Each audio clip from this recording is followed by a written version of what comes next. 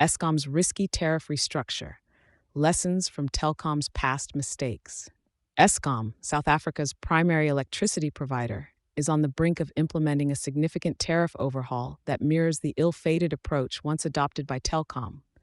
This restructuring could fundamentally alter how consumers are charged for electricity, raising alarms about potential resident exodus to off-grid solutions and diminished utility revenue. The essence of Eskom's revamped tariff proposal is a steep increment in the costs associated with connecting to the power grid, coupled with reduced charges for electricity consumption per kilowatt hour.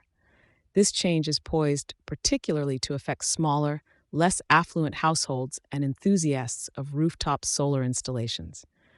The proposed adjustments are part of Eskom's submission to the National Energy Regulator of South Africa, aiming to transition into more cost-reflective pricing structures. Historically, Eskom sees the revamp as necessary to address its grid access deficit.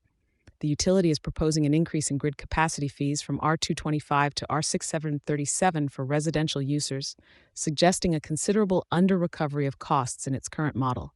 Much like the access line deficit Telkom highlighted almost 15 years ago regarding its telephonic services. However, the potential fallout from this move could mirror the telecommunications company's past troubles. Telkom's experience offers a cautionary tale. When facing similar fiscal strains, Telkom resisted restructuring tariffs substantially, fearing customer migration to competitors like Vodacom and MTN. While it managed to stave off regulatory measures that would have opened the market to significant competition, it could not ultimately hold back the tide of technology and market preference switches towards cellular and later fiber optic solutions. This resulted in a gradual erosion of Telkom's market dominance. For Eskom, the stakes are arguably higher, given the essential nature of electricity and the growing propensity for residential solar installations amid persistent load-shedding episodes. The utility's financial sustainability is at risk if significant numbers of consumers, particularly the higher revenue-generating middle class, choose to go off-grid in response to rising connection fees and other tariff adjustments.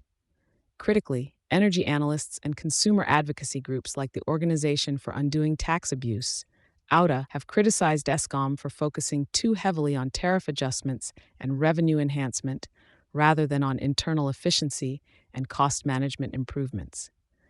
The sustainable operation model, they argue, would focus as much on reducing operational inefficiencies as on restructuring tariffs.